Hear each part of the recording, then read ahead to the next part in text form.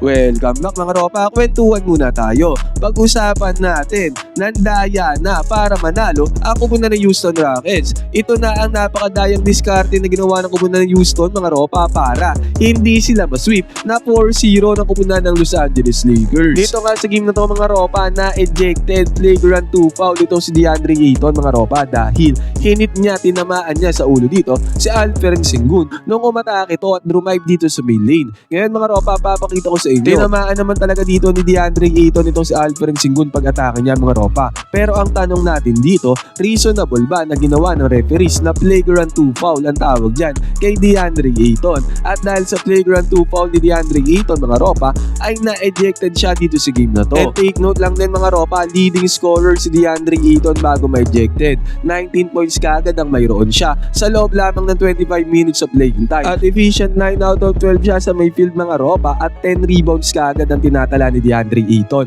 Kumakarne talaga si Ayton doon sa ilalim bago siya ma-ejected.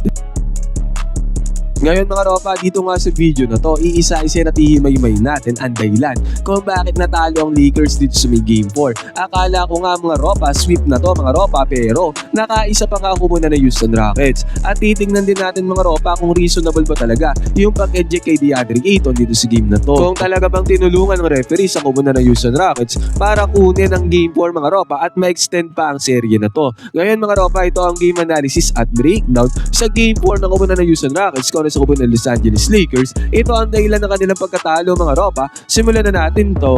Okay, game.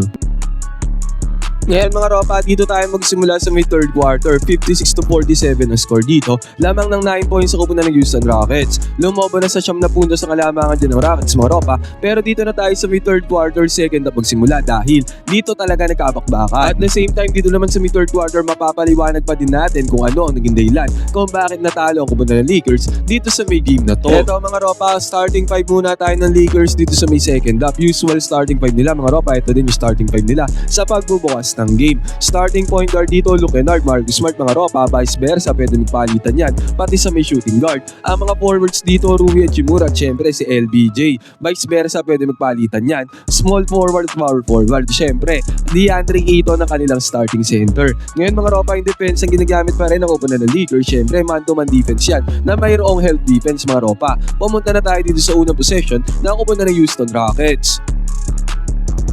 Ang nangyari dito, hand-off ng bola kay Amen Thompson at kitang-kita natin na iwanan dito ni Amen Thompson ang depensa ni Rui Hachimura. Kaya nagkaroon ng easy 2 points kagad dito si Amen Thompson. Buwan naman ng 2 points dito sa may second half. At sa pagkakataon na to mga ropa, bola ng kupunan ng Los Angeles Lakers, kitang-kita natin na kalibre na dito ng atake itong si LeBron James na gawa niya ng umatake papunta doon sa may ring. Yun nga lang mga ropa, nagmintes ang tirada dito ni LeBron. So far mga ropa, third quarter pa lamang ang game. At sa third quarter na to ay 8 points pa lamang ang natatala ni LeBron James. 1 out of 8 siya sa midfield. Sobrang alat ni LeBron dito sa game na to mga ropa. Kitang-kita nga natin yan. Open layup na. Pero nagmintis pa para kay LeBron. Sobrang alat niya dito sa game na to. At ang masaklap dito para sa kupunan ng Lakers mga ropa, sa mid transition walang kaabog-abog. Na 3-pointer ang pinukol dito netong si Reed Sheppard. At pumasok ang 3-pointer dyan para kay Reed Sheppard mga ropa. At so far nga mga ropa, hindi pa tapos ang game na to. Tumataginting na 17 points kagad ang mayroon si Reed Sheppard. At okay naman ang kanyang shooting sa may field na 6 out of 12. Fourth quarter pa nga lang to mga ropa, hindi pa natatapos tong game pero ine-edit na natin. Pero may 17 points kagad si Reed Sheppard. At dahil nga dyan, nagkaroon kagad ng quick 5-point swing dito ang kupunan ng Rockets. Lumobo kagad sa 14 points ang kalamangan nila dito sa Lakers. At sa play dito ng Lakers mga ropa, na manage naman nila na magawang open si Luke Kennard dito sa may split action play. Kita-kita natin open yan. Pero sa tirada dito ni Luke Kennard mga ropa, mintes ang tirada ni Luke Kennard. Take note mga ropa, ang 3-point shooting ng Lakers so far, fourth quarter na itong ine-edit natin, ay tumataginting na 2 out of 14 mga ropa. Dalawang 3-pointers pa lamang ang kanilang napapasok. Samantalang ang Rockets ay nagpapasok na kaagad ng 10 3-pointers. Dito pa lamang sa stat na to mga ropa sa may long range back. Kitang-kita na natin mga ropa na sobrang alat talaga ng kupunan ng Lakers.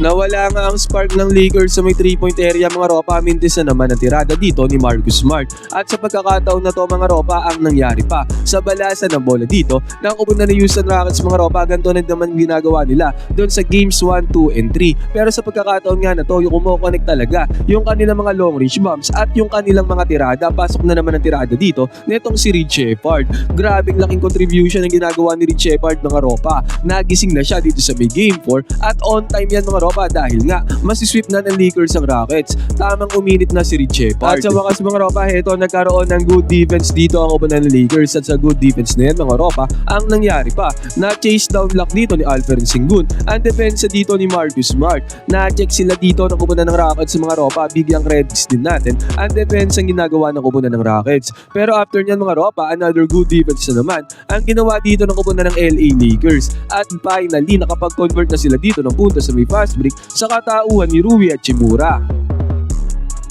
Mintes ang tirada dito ni DeAndre Ayton mga ropa, full shooting nga para sa kupunan ng Lakers. Struggle sila sa kanilang shooting dito sa may game 4 mga ropa. At ang masaklap pa dito para sa kanila, ang nangyari pa, nakapitalize siya ng kupunan ng Houston Rockets. Pumasok na ang tirada ni Amen Thompson, may kasama pang foul. Napatimeout nga dyan si Coach JJ Redick mga ropa dahil lumobo na sa 17 points. Ang tambakol dito ng kupunan ng Lakers, 68-51 ang score. At after pa nito mga ropa, heto ulit LeBron James nung umatake siya. Mintes na naman ang kanyang tirada, sobrang alat nga ni LeBron. Buti na lamang nandyan itong si DeAndre Ayton para sa may putback. At sa pagkakataon na to mga ropa, sa possession ng kupunan ng Houston Rockets, napakagandang penetration ng kanilang ginawa. Nakapasok sila ngayon doon sa loob interior defense ng kupunan ng Los Angeles Lakers. Easy 2 points sa kanilang nagawa dyan, basket is good.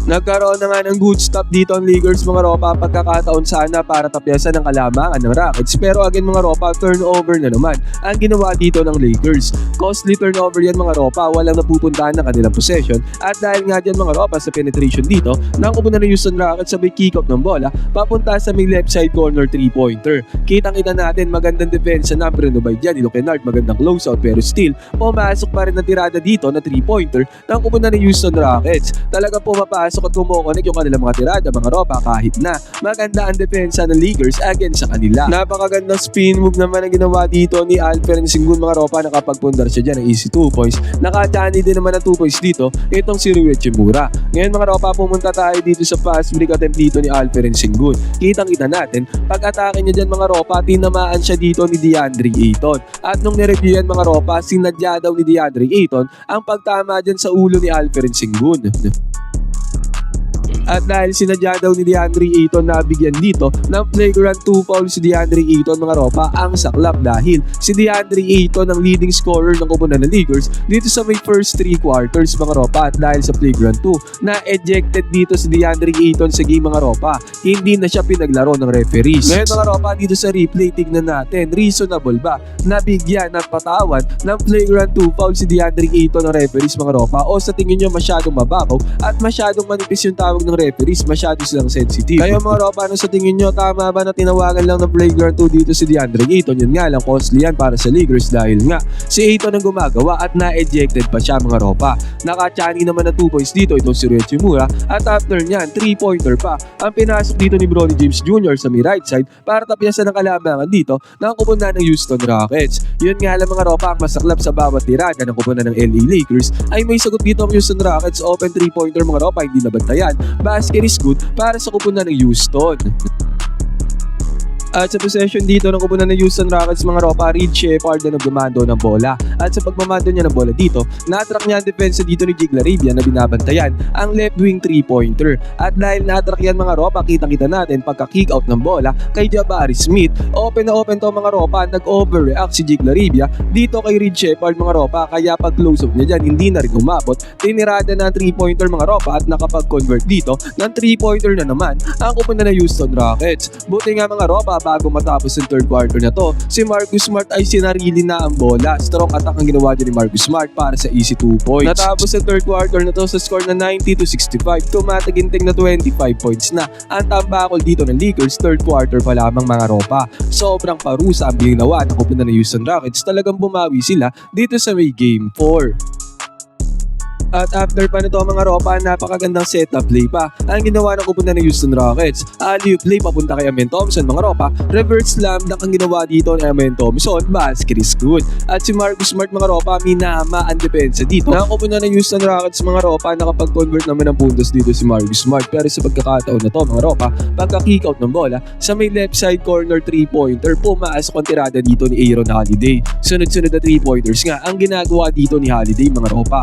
Buti nga nakabawi dito ng pick and roll gameplay nila ako na ng Lakers. Luke Kennard mga ropa, pick and roll gameplay together with Jared Vanderbilt. Nakakuha siya dyan ng easy 2 points. At ganun ulit mga ropa, nakakuha na naman ng puntos dito ang Lakers. Ang nangyari, LeBron James pick and roll gameplay together with Jared Vanderbilt. Another one mga ropa, back-to-back points ang nagawa dito ni Vando. Pero sa pagkakataon na to mga ropa, pagka-kick out ng bola, papunta na naman kay Aaron Holiday. Ganun na naman mga ropa, pumasok na naman ang tirada dito ni Holiday. Sinabi ko nga sa inyo, puro 3-pointers sa pinapasok dito ni Aaron Holiday. At dahil dyan mga ropa, sumuko na si Coach JJ Redick. Pinasok niya na ang mga Backstreet Boys mga ropa para tapusin ang laro na to dito sa may Game 4.